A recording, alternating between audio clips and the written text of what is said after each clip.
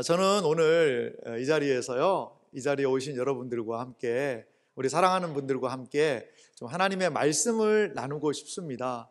특별히 저는 하나님의 그 사랑이라는 것이 무엇인가, 그 하나님의 은혜라는 것, 교회에서 참 많은 이야기를 하는데 그것에 대해서 함께 나누고자 합니다. 제가 한 책을 좀 읽어봤는데요, 이 책의 제목이 뭐냐면 나는 왜 그리스도인이 되었는가라는 그런 책이에요. 영국의 석학이기도 하고 많은 영향을 끼쳤던 존 스토트라는 분의 그런 이야기인데요. 그 이야기 중에 한 부분에 이런 부분이 있습니다. 제가 조금 한번 읽어드릴 테니까요, 한번 좀 들어보시기 바랍니다. 제가 그리스도인이 된 이유는 궁극적으로 제 부모나 스승의 영향도 아니고 그리스도에 대한 저 자신의 결단 때문인 것도 아니며 바로 천국의 사냥개 때문입니다. 즉 제가 원하는 길로 가고자 도망할 때에도 끈질기게 저를 쫓아오신 그분, 바로 예수 그리스도 때문인 것입니다. 그리고 천국의 사냥개이신 그분이 은혜롭게도 저를 추적하지 않으셨다면 오늘날 저는 헛되고 버림받은 인생들의 쓰레기 더미 위에 놓여 있었을 것입니다.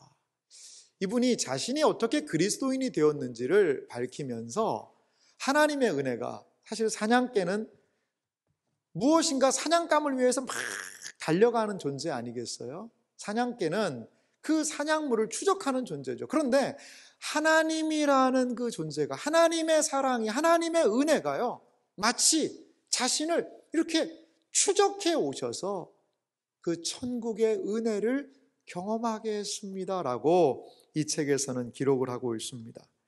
여러분, 천국의 사냥개라는 말, 제가 시트를 한번 준비했는데요. 이 천국의 사냥개라는 말을 처음 쓴 사람은 프랜시스 톰슨이라는 사람이 먼저 이 용어를 썼다고 그래요. 그런데요, 이거와 너무나도 유사한 분이 우리나라에도 계시더라고요. 그것이 누구냐면 초대 문화부 장관을 지내셨던 이어령 교수님이세요. 이어령 교수님의 삶을 보면 이분은 한국의 가장 뛰어난 지성이라는 이야기를 많이 들었어요. 교수로 후학들을 가르치기도 했고, 그리고 작가로서 소설, 시, 많은 영향력, 그리고 이분의 천재적인 그러한 지혜를 많은 사람들에게 강연을 통하여서 알려주었던 우리 시대의 지성이었죠. 그런데 이 이어령 씨는요, 성경을 읽을 때마다 화가 났다고 그럽니다. 왜 이러한 말도 안 되는 이야기를 나보고 믿으라고 하는가? 성경이 도저히 이해할 수 없고 하나님의 말씀, 성경 자체를 거부하는 그러한 삶을 이분은 살았다는 거죠. 이분은. 그런데요, 이분이 2007년도에 세례를 받습니다. 그리고 그리스도인이 되셨어요. 이 놀라운 은혜가 과연 이분에게 일어났다는 거죠. 그러면 무엇 때문에 이 이어령 교수는 자기가 그렇게도 거부하고 받아들이기 어려워했던 그 신앙을 믿고, 그리고 하나님의 부름, 올 2월 달에 소천하셨는데요, 하나님을 부름을 받은 이분의 삶 안에 과연 어떤 일이 일어났을까요? 성경은, 기독교 신앙은 우리를 무엇으로 과연 초대하고 있고, 교회는, 아니 신자들은 과연 무엇을 믿는 사람인지 오늘 저는 이 짧은 시간을 통하여 함께 그 이야기를 나누고 싶습니다.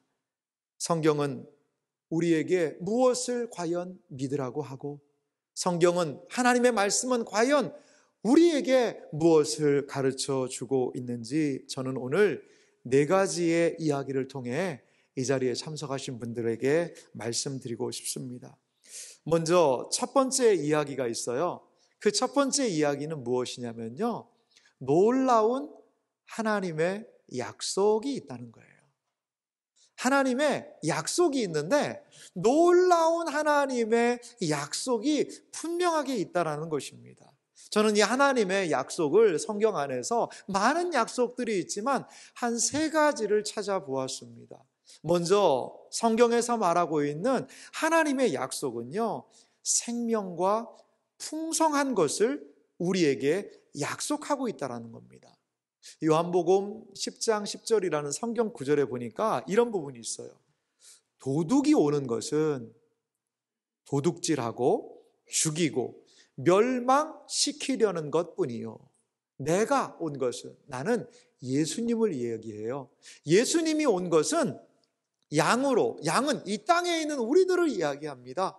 양으로 생명을 얻게 하고 더 풍성히 얻게 하려는 것이라. 하나님을 믿을 때 일어나는 일들이 무엇이냐?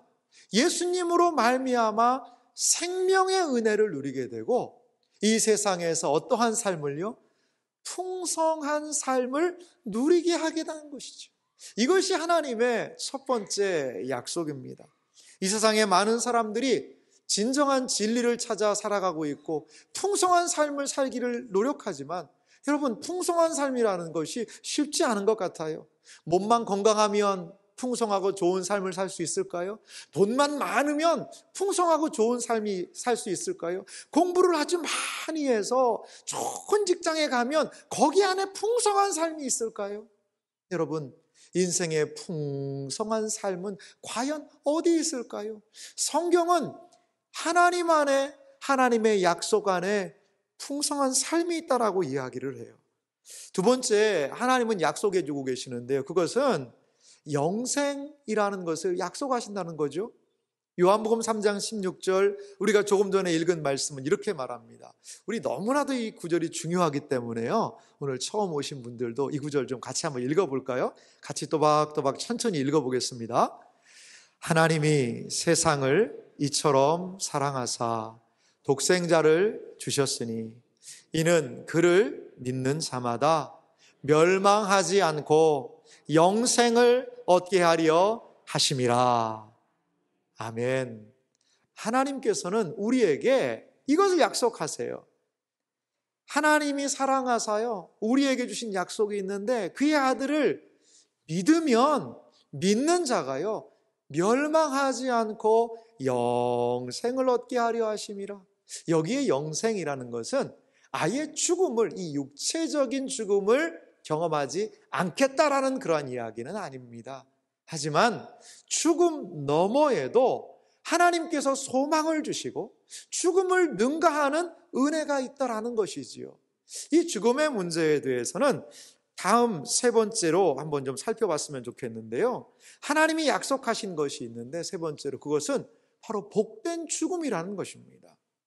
요한계시록이라는 성경 말씀에 보니까요, 이 죽음, 모든 인간들에게 한 번은 오는 죽음, 그리고 누구도 피해갈 수 없는 이 죽음, 이 세상의 모든 것들을 무력화시키는 것, 그것이 여러분 죽음 아닐까요? 죽음 앞에서 어떤 장사도 힘을 쓸 수가 없어요.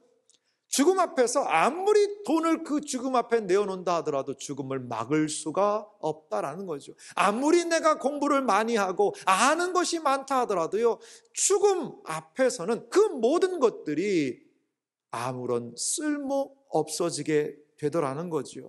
그래서 사람들은 죽음을 끝이요, 저주요, 망하는 것이다 라고 그 죽음에 대해서 이야기를 하고 있습니다. 그런데요, 그 저주 같은 죽음, 원망스러운 죽음에 대해서 성경이 하는 이야기를 여러분 주목해 보시기 바랍니다. 요한계시록 14장 13절 이렇게 말합니다. 또 내가 들으니 하늘에서 음성이 나서 이르되 기록하라. 하늘에서 소리가 나는데요, 기록하랍니다. 기록하라는 것은 어떤 의미가 있나요? 그것은요, 이게 매우 중요하다라는 거죠. 좀 적으라는 겁니다. 이게 그만큼 중요하다는 것이죠. 그 내용이 무엇입니까? 지금 이후로 주 안에서 죽는 자들은 복이 있도다. 많은 사람들은 죽음은 끝이요, 이제 없어지는 것이요, 아무것도 아닌 것으로 가는 것이 죽음 아닌가요? 라고 죽음 앞에서 벌벌벌 떨고 있지요. 그런데 오늘 성경은 하나님의 말씀을 통하여 이 죽음 안에서 복이 있다라고 말하고 있어요. 죽음 안에서 복을 발견할 수 있는 것, 이것이 바로 하나님의 약속 안에 있다는 거죠. 이 말씀이 얼마나 중요하면요, 성령님이 이렇게 말씀하세요. 그러하다 그들이 수고를 그치고 쉬리니 이는 그들의 행한 일이 따름이라 하시더라. 이것이 얼마나 중요한 말씀이냐면 성령 하나님께서 이 말에 보증을 해주셨어요. 그렇다. 이제 그들이 수고를 그치고 쉬리니. 신자에게 있어서 죽음은 하나님의 복으로 들어가는 과정이라는 거죠. 신자에게 있어서 죽음은 어떤 의미가 있습니까? 그것은 나의 이제 피곤하고 연약했던 이 땅에서의 삶을 마무리하고 수고를 그치고 쉬리니 영원한 안식과 쉼으로 들어가는 그러한 과정이 바로 죽음의 의미라는 것입니다. 여러분, 그렇습니다. 이렇게 하나님께서는요, 이러한 놀라운 약속을 우리에게 해주셨어요. 영생과 구원의 은혜를 허락해 주시고 하나님의 은혜를 경험하고 죽음이 죽는 것이 아니라 그 죽음 안에 복을 약속해 주셨고, 이러한 하나님을 믿을 때에 하나님 안에 놀라운 그 하나님의 사랑을 통하여 이루어지는 일들을 우리에게 소개해 주고 있다는 것입니다. 그런데요, 우리 가운데 좀 어려움이 있습니다. 저는 그것을 두 번째 이야기에서 여러분들과 좀 나누고 싶어요. 이 우리의 현실을 바라보면은요, 하나님께서 하신 이런 좋은 것들, 약속과 우리의 현실이요, 너무나도 동떨어져 있다라는 것을 우리는 생각해 볼 수 있습니다. 여러분, 우리의 현실을 바라보면은요, 우리에게는요, 낙심이 있고, 절망이 있고, 죽음의 공포가 있고, 죄의 문제 때문에 신음하는 것이 사실 이 땅에서의 우리의 삶이라는 거죠. 하나님의 약속은 매우 좋아 보입니다. 영생의 은혜를 주고, 죽음을 능가하는 그러한 은혜도 주고, 그리고 하나님이 허락하시는 풍성한 삶이 있다는 것을 약속하고 있는데, 우리의 현실과 이것은 너무나도 동떨어져 보인다 이것이지요. 여러분, 우리의 삶이 무엇일까요? 저는 우리의 삶에 이 낙심과 좀 절망이 좀 많은 것 같아요. 낙심과 절망 속에서 우리는 고민하고 고뇌할 수밖에 없다라는 거죠. 앞으로 내가 어떻게 살아야 되지? 앞으로 무엇을 해야 되지? 여러분, 인생을요, 많이 살아오면 살아올수록 경험은 쌓이게 되겠죠. 삶에 대한 지혜가 분명히 쌓인다고 봐요. 50년을 살고요, 60년을 살다 보면 많은 문제들을 만났기 때문에 그 문제들을 해결할 수 있는 능력이 더 저는 생길 수 있다고 봐요. 그런데요, 60년, 70년, 80년, 90년, 100년을 살면 내가 이렇게 오랫도록 살았으니 나는 인생의 모든 문제에 다 해결할 수 있다라고 자신할 수 있나요? 나이가 들수록 문제는 더 커지고, 이게 어떻게 되는 거지? 내가 과연 어떻게 살아야 되지? 내가 무엇을 해야 되지? 그것에 대한 고민. 오히려 몸에 힘은 빠지고 연약해지고 점점 오히려 죽음과 가까이 가는 그러한 삶이 우리에게 놓여 있지는 않습니까?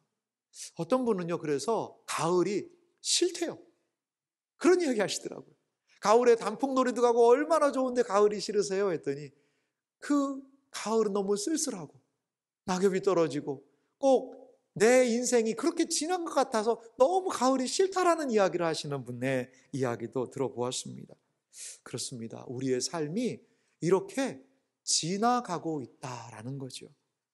또 하나 우리가 기억할 것은요, 죽음이라는 것입니다. 죽음은 우리에게 매우 공포를 주고 있습니다. 히브리서 9장 27절 성경은 이렇게 말하고 있거든요.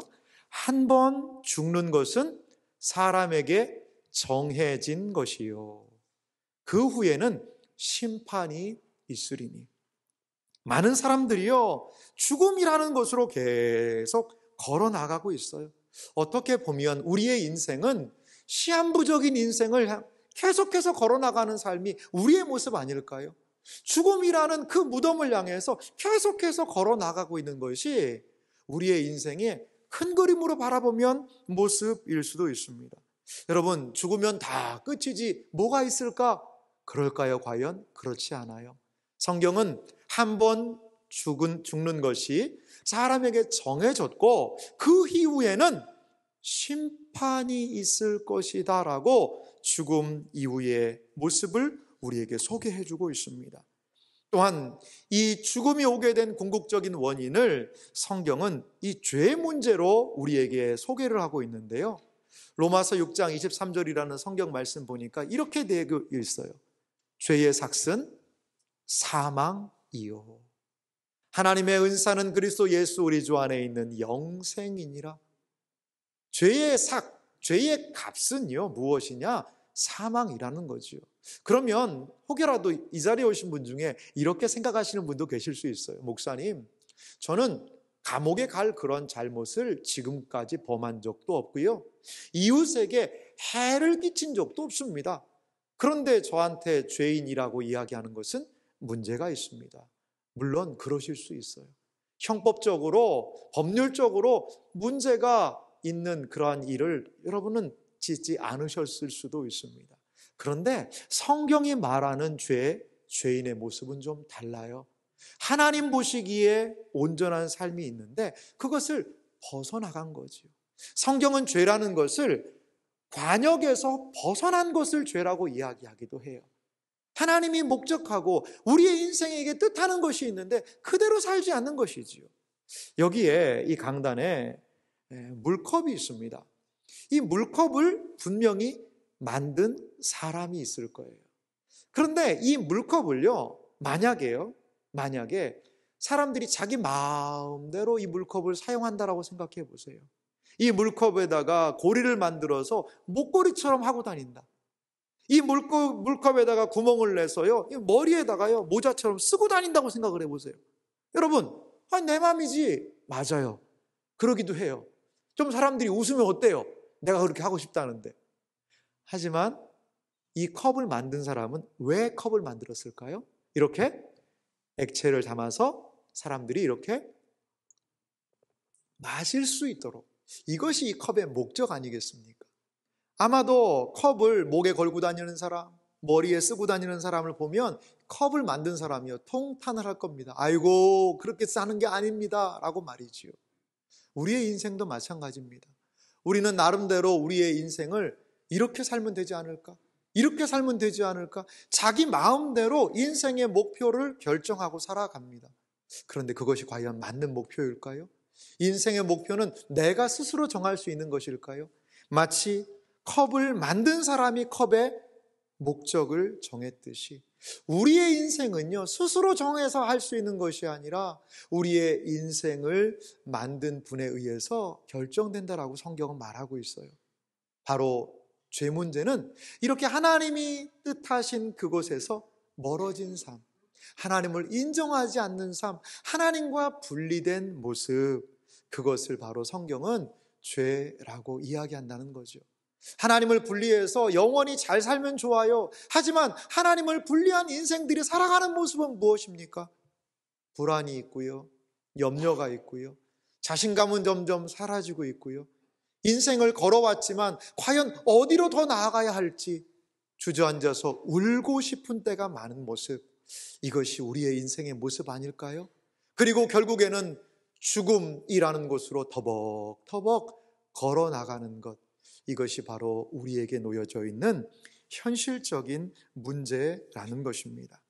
그러면 저는 이제 세 번째 이야기에서 우리에게 주어진 이 약속과 우리에게 주어진 이 현실 사이에 이 놀라운 격차를 과연 어떻게 극복할 수 있는지, 그 부분을 우리 한번 이 시간에 잠시 생각해 보기 원합니다.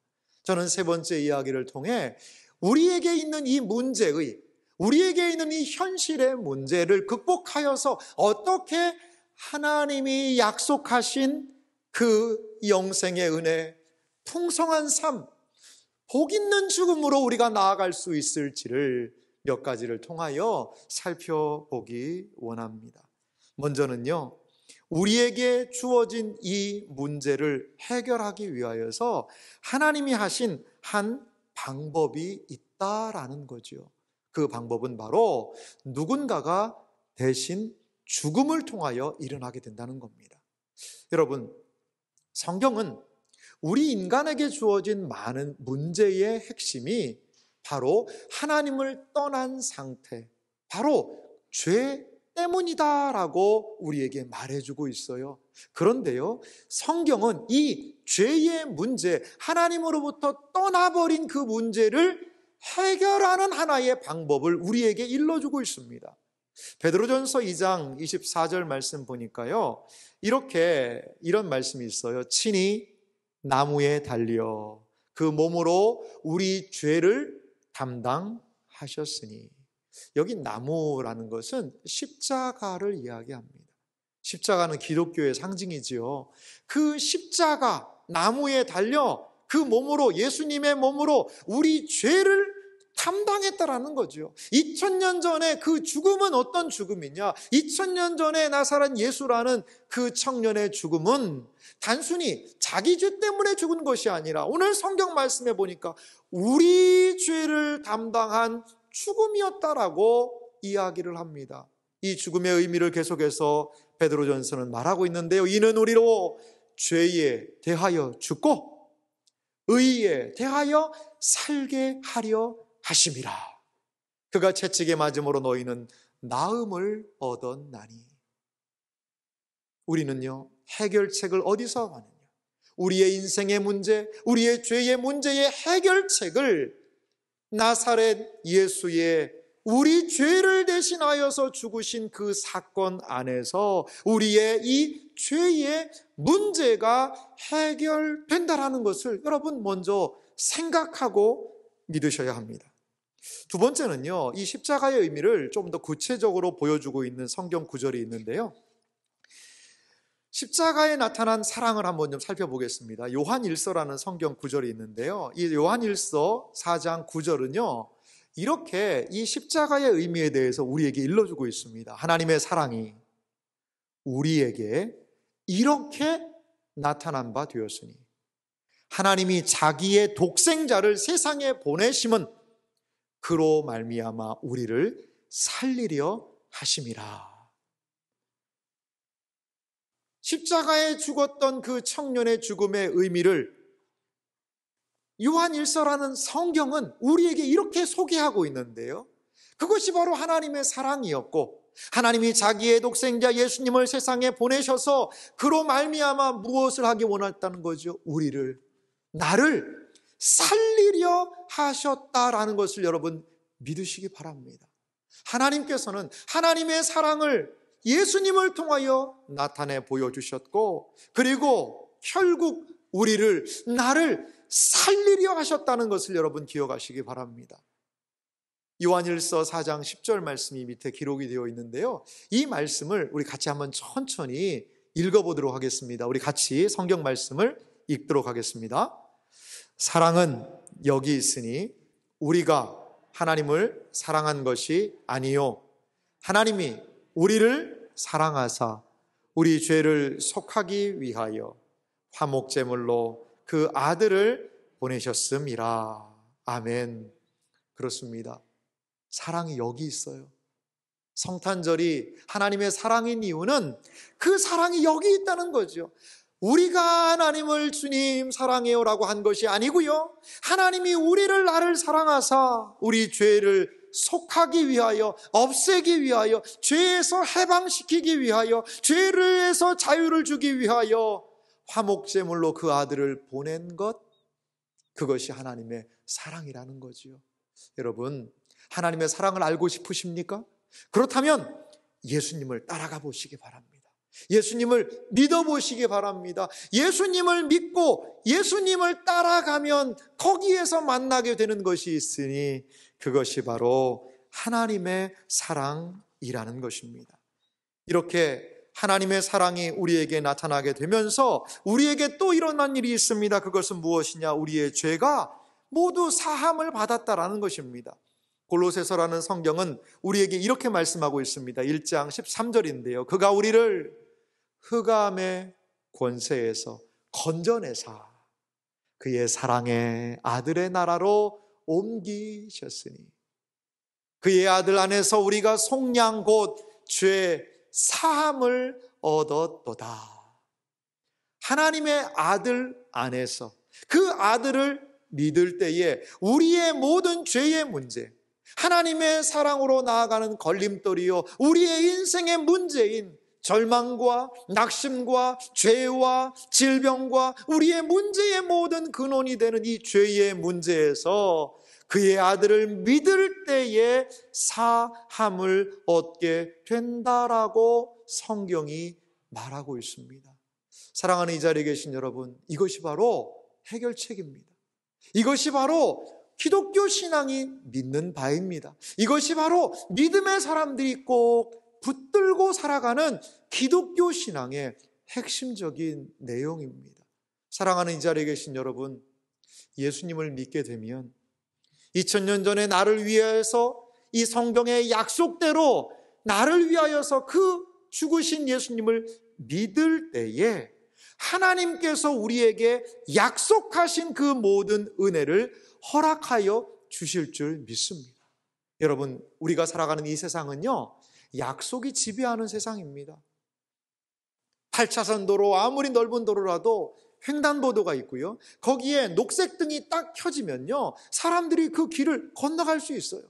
그 차량들이 쌩쌩 지나가다가도 그 신호를 보면 차량이 보는 빨간불이 켜지면 차는 멈춰서고 사람들이 보는 파란불이 켜지면 그 길을 건너갈 수 있는 것이지요. 무엇 때문에 그것이 가능합니까? 그러기로 우리가 약속했기 때문이지요. 그래요. 이 세상에 우리는 살아가면서 약속을 믿는 사람들입니다.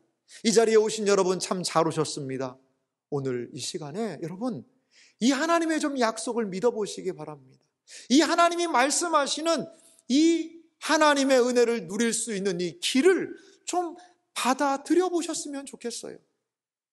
성경은 이것을 그냥 우리에게 소개만 할 뿐 아니라 지속적으로 이러한 하나님의 약속, 하나님께서 예수님을 통하여 주신 그 은혜로 우리를 초대하고 있습니다.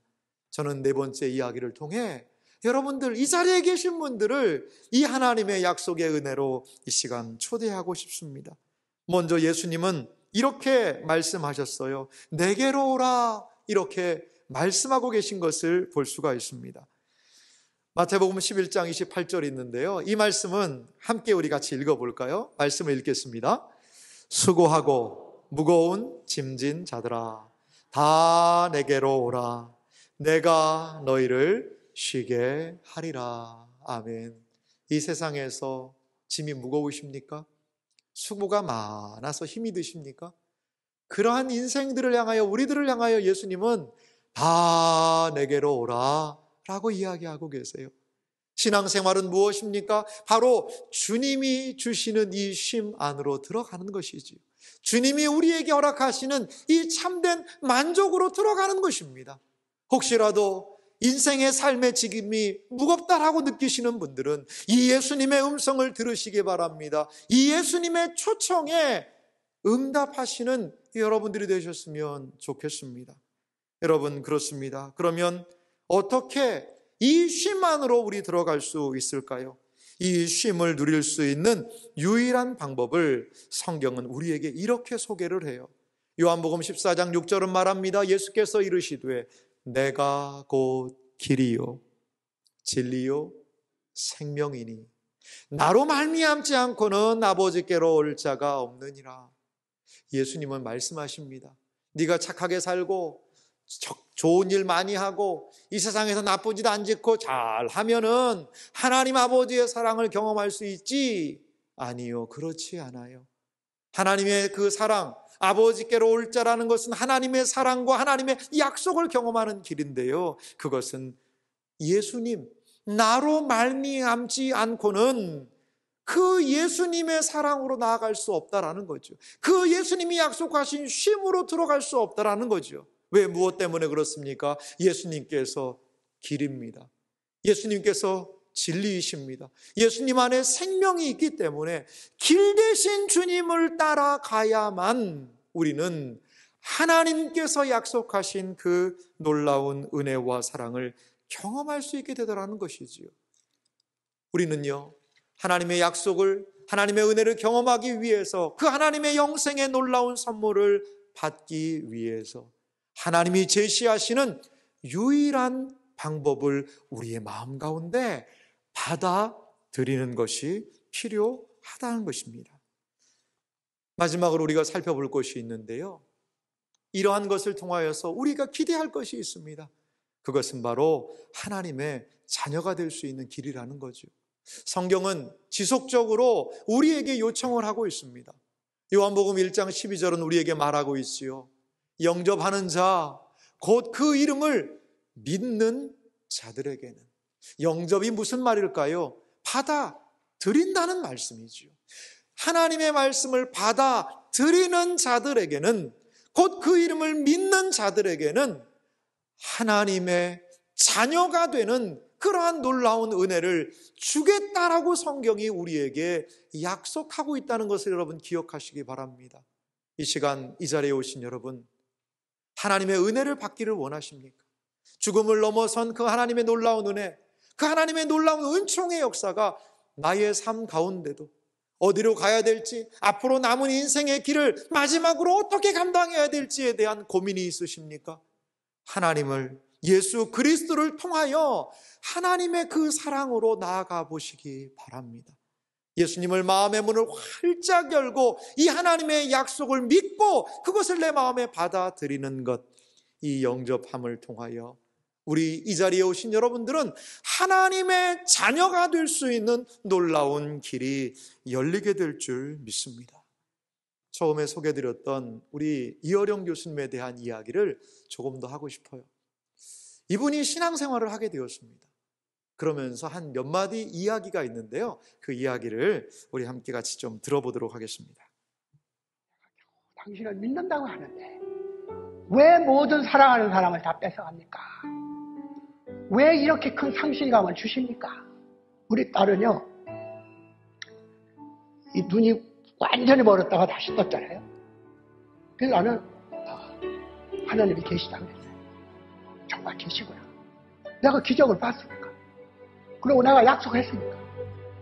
얘 눈만 낫게 해주면 내가 모든 걸 하나님을 위해서 바치겠다.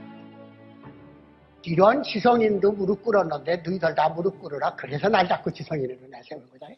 한국의 대표 지성. 드디어 굴복했다, 예수님은. 기독교 믿고 얼마나 많은 시련을 겪는지 아세요?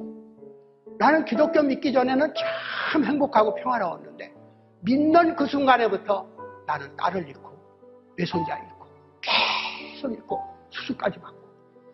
그런데 지금 그게 믿어지거든요. 그래요. 이분이 하시는 말씀이 참 감동적이더라고요. 딸의 아픔을 통해서 이분이 신앙을 받게 됐거든요. 그런데 이 딸이 아프고 결국에 자신의 딸이 자기보다 먼저 하나님의 부름을 받았습니다. 부름을 받았어요. 그런데 자기가 그렇게 이 세상에서 부귀와 영화와 모든 것을 누릴 때 예수님이 자기를 찾아오신 게 아니고 딸의 아픔을 통하여, 여러 가지 시련을 통하여 이분이 정말 믿기가 더 어려운 환경 속에서 이분을, 하나님을 알게 되었다는 거죠. 그런데 딸이 먼저 하나님의 앞으로 나아가고, 그리고 자기에게도 질병이 생기고 고난이 생기고, 그러면 이거 하나님 믿어봤자 아무런 소용이 없는 것이 아닌가라고 그 믿음을 포기할 법도 한데, 이분은 무엇을 얘기하시냐면, 나에게 그렇게 고난이 오는데도 내가 주님에 대한 믿음이 생기더라. 믿음이 생기더라는 것이요. 사랑하는 성도 여러분, 누가 과연 풍성한 삶을 누릴 수 있을까요? 누가 과연 풍성한 삶을 여러분 누리게 될까요?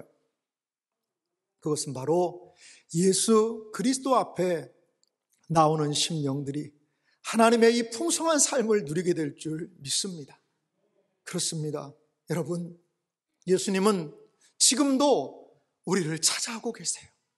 마치 천국의 사냥개와 같이 요리조리 하나님을 피해 살았던 인생들에게 지금도 찾아오셔서 그 인생들이 하나님 앞으로 나오기를, 그래서 예수님을 통하여 하나님의 놀라운 사랑을 경험하기를 지금도 원하신다라는 것입니다. 이 시간에 우리 이 좋은 예수님을 마음에 믿어서 하나님의 이 약속의 은혜를 경험할 수 있는 모든 분들이 되시기를 주님의 이름으로 축원합니다.